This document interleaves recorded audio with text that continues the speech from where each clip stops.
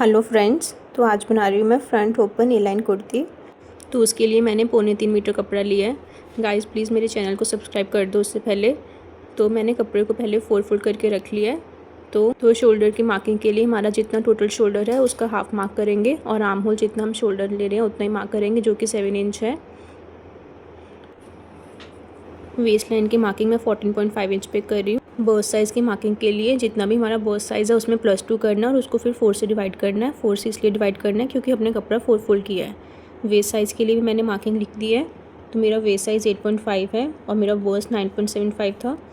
मैं कुर्ती की total length 42 inch ले रही हूँ और मैं नीचे डबल फोल्ड करने के लिए 2 इंच का मार्जिन ले रही हूँ। तो टोटल 44 इंच में मैंने मार्किंग करी है। अब जहाँ पे मैंने बर्स्ट और वेस्ट के लिए मार्किंग की थी वहाँ पे मैं 1.5 इंच का स्टिचिंग मार्जिन ले रही हूँ। अब इन पॉइंट्स को हम ज्वाइन कर देंगे आपस में। अब नीचे बॉटम में इसको ए लाइन शेप देने के लिए जितना भी मेरा हिप साइज़ है उसको 4 से डिवाइड करके उसमें 7 से 8 इंच एक्स्ट्रा लिए हैं। अब इस पॉइंट को मैं वेस्ट पॉइंट से ज्वाइन कर दूंगी। तो ये ए शेप बन गई है। अंदर से मैं स्टिचिंग मार्जिन के लिए भी लाइन ड्रॉ कर लिया मैंने। नेक विड्थ मैं 3 इंच ले रही हूँ। शोल्डर को मैं हाफ इंच डाउन कर रही हूँ स्लोप देने के लिए। अब मैं फ्रंट नेक डेप्थ की मार्किंग कर रही हूँ जो कि 6 इंच है और बैक नेक मैं 3 इंच ले रही हूँ। अब एक बॉक्स बना लिया मैंने।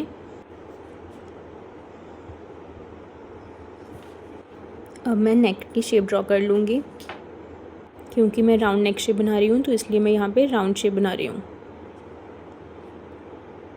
अब बैक आर्म होल के लिए कटिंग करनी है। शोल्डर स्लोप से बर्स्ट लाइन तक जितना भी हाफ आ रहा है उसको हम इस तरह से गुलाई में शेप देके ज्वाइन कर देंगे। अब फ्रंट आर्म होल के लिए मैंने हाफ इंच अंदर से ले रही हूँ और यहाँ से 0.75 इंच में मार्क करके इन दोनों पॉइंट्स को ज्वाइन करके मेरा फ्रंट आर्म होल भी रेडी हो जाएगा।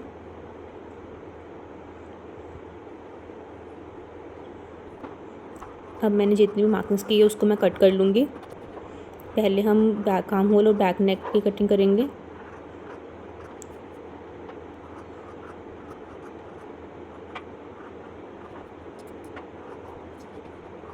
गाइस जब तक मैं प्लीज़ कटिंग कर रही हूँ मेरे चैनल को सब्सक्राइब कर दो।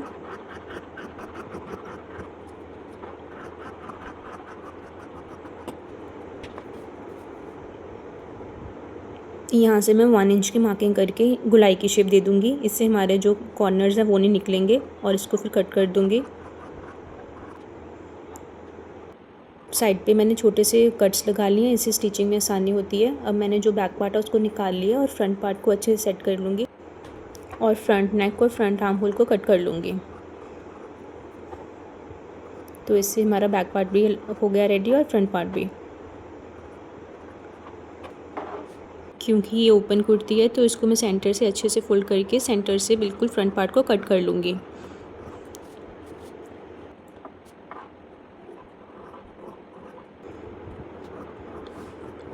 अब हम इसके बाद प्लैकेट्स बनाएंगे। तो उसके लिए मैंने 2 स्ट्रिप्स लिए हैं जिनकी लेंथ कुर्ती जितनी है और इनकी विड्थ 3 इंच है।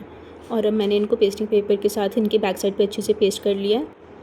अब जो प्लैकेट की फ्रंट साइड है उसको कुर्ती के रॉन्ग साइड पे इस तरह से रख के ऊपर हम ऐसे बिल्कुल किनारे किनारे पे स्टिच कर देंगे। अब मैं नेक की कटिंग कर रही हूँ। तो जो भी हमारी नेक शेप है उसको हम ऐसे ट्रेस कर लेंगे और 1.5 इंच के मार्जिन पे उसके आसपास एक लाइन ड्रॉ कर लेंगे। तो ऐसे उसको कट करके हमारी एक स्ट्रिप रेडी हो जाएगी।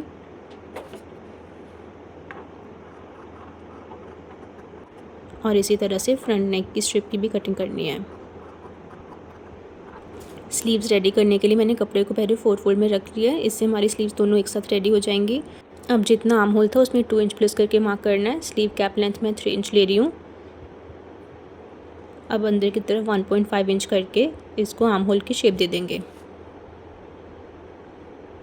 तो ये मैंने आर्म होल की शेप ड्रॉ कर ली है। स्लीव की टोटल लेंथ मैं 18 इंच ले रही हूँ और नीचे 2 इंच फोल्डिंग मार्जिन तो मैंने 20 इंच में मार्किंग की है। और स्लीव राउंड मैं 5.5 इंच ले रही हूँ और साथ में 1.5 इंच स्टिचिंग मार्जिन तो मैंने 7 इंच में मार्किंग की है। तो अभी पॉइंट्स को मैं ऐसे ज्वाइन कर लूँगी।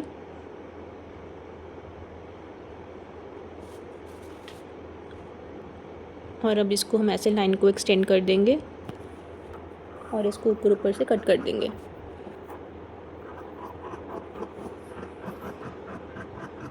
तो ये हमारे पास हमारी स्लीव्स भी रेडी हो जाएंगी।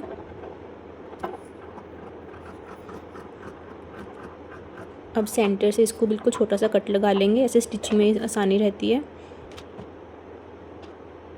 अब फ्रंट आर्म होल के लिए मैं 1/2 इंच मार्जिन से अंदर से कट कर रही हूँ। तो ये हमारी स्लीव्स रेडी हो गई हैं। अब मैं प्लैकेट को अटैच कर रही हूँ जिस तरह से मैंने दिखाया था। प्लैकेट की हमें फ्रंट साइड को कुर्ती की रॉन्ग साइड पे रख के अटैच करना है अंदर की तरफ, और इस तरह से इसको ओपन करके 1/2 इंच अंदर की तरफ फोल्ड करके इसको ऊपर इस तरह से रख के बिल्कुल किनारे किनारे पे स्टिच लगाना है।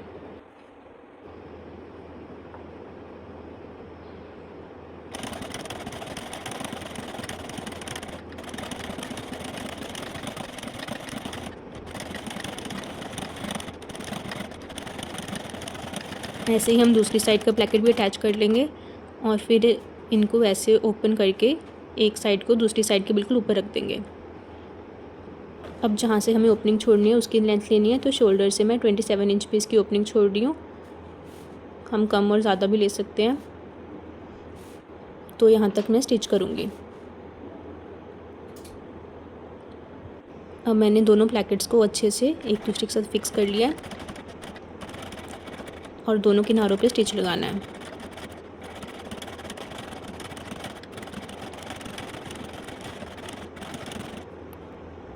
अब इसके दूसरे किनारे पे भी हम स्टिच लगाएंगे, इससे हमारे प्लैकेट्स बहुत अच्छे से और क्लीनली बन जाएंगे।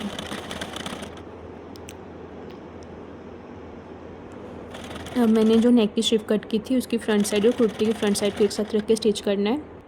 छोटे छोटे कट्स लगा लेंगे, इससे फिनिशिंग अच्छी आती है। और अब इसको उल्टी साइड फोल्ड करके बिल्कुल किनारे पे स्टिच लगा लेंगे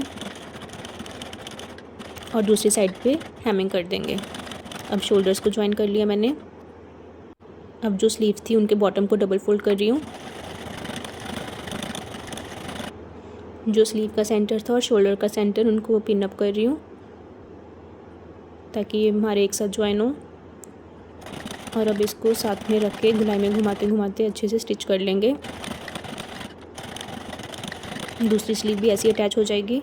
अब मैंने जितना स्टिचिंग मार्जिन लिया था उसको मार्क कर रही हूँ। मैं सारी कुर्ती पे इस तरह से मार्क कर लूँगी और अब इसके ऊपर बाद में हम स्टिच कर देंगे। तो ये हमारी कुर्ती का फ्रंट पार्ट और बैक पार्ट आपस में ज्वाइन हो गए हैं।